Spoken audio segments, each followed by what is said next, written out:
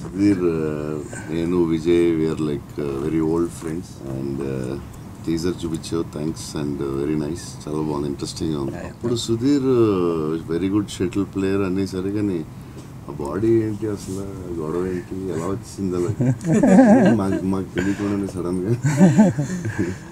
ఏమో మరి ఎప్పటి నుంచో చేస్తూనే ఉన్నాం కదా. అది ఆ బోట్ షాట్ ఫస్ట్ టీజర్ వేసినప్పుడు ఫస్ట్ గ్లిమ్స్ ఆఫ్ సూర్యబాబు అని బోట్లో వచ్చి నువ్వు ఆ బాడీ వేసుకుని ఎలా వస్తావు చూడాలంది సినిమా. అమలాపురంలోనే రియల్గా జరుగుతుంది, సంవత్సరానికి ఒకసారి ఆ రేస్, బోట్ రేస్ జరుగుతుంది.